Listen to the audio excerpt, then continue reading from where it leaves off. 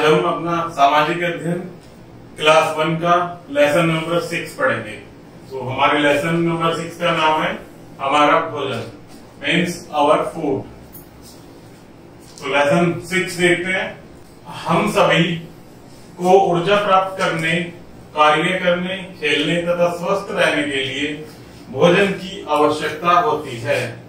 स्वस्थ भोजन हमारी वृद्धि में सहायता करता है।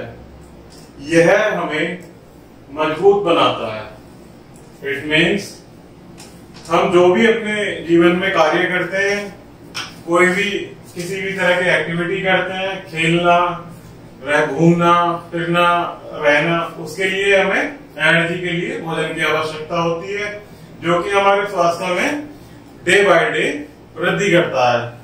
यह हमें शारीरिक रूप से भी मजबूत बनाता है। एक समय में खाए जाने वाले खाद्य पदार्थ को भोजन कहते हैं। मतलब जो हम एक समय में मॉर्निंग इवनिंग में जो खा रहे हैं उसको भोजन कहते हैं। हम दिन में 3 बार भोजन करते हैं। मीन्स मॉर्निंग में ब्रेकफास्ट हो गया, नून में लंच हो गया आपका, इवनिंग में आपका डिनर हो गया। उस तरह से तो 2 भोज्य अंतरालों के मध्य में हम स्नैक्स भी खाते हैं, जिसे हम ब्रेकफास्ट या नाश्ता कहते हैं। हम प्रातः काल में नाश्ता करते हैं, हम दोपहर में भोजन करते हैं, हम सायकाल में कुछ स्नैक्स खाते हैं, जो हम शाम को टी ब्रेक लेते हैं, उसको हम स्नैक्स कहते हैं। हम रात्रि में रात्रि भोज करते हैं, जिसको हम अपनी आम भाषा में डिनर या रात्रि भोज कहते हैं। हमारे भोजन के स्रोत क्या क्या होते हैं, कहाँ से हमें भोजन प्राप्त होता है, वो हम पढ़ेंगे बच्चों। यानी भोजन के स्रोत, हमें पौधों तथा पशुओं से भोजन प्राप्त होता है। पौधे हमें साग सब्जियां और हमारी जीवन में जो खाने के खाद्य पदार्थ होते हैं वो हमें प्राप्त कराते हैं। पौधों से प्राप्त भोजन जैसे फल, सब्जियां, अनाज, दालें, ये सब हमें कहां से प्राप्त होता है? पौधों से।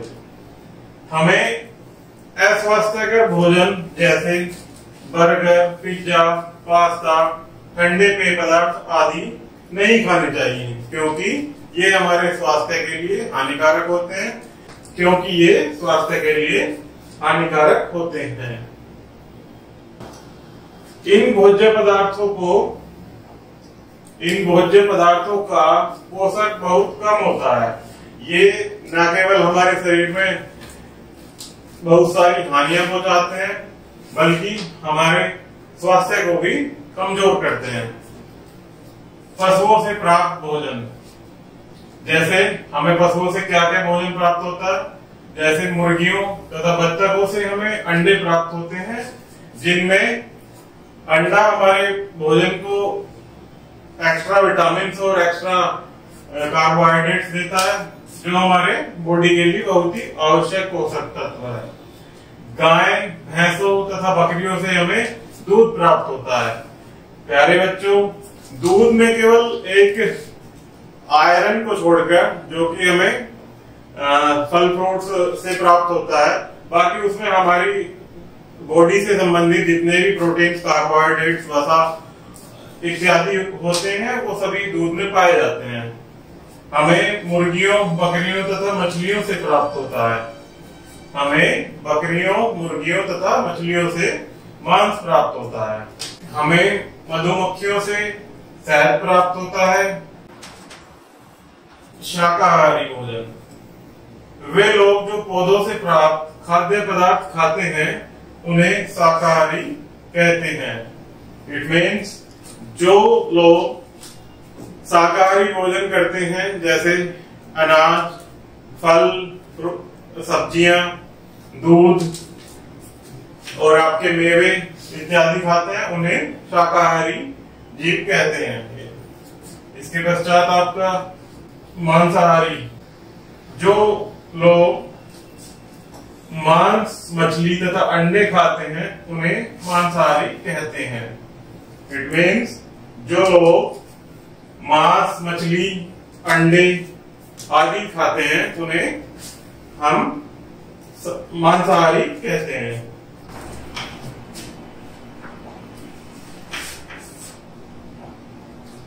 भोजन संबंधित अच्छी आदतें, हमें भोजन करने के लिए जो अच्छी आदतें अपनानी चाहिए उन पर एक बार फोकस करते हैं।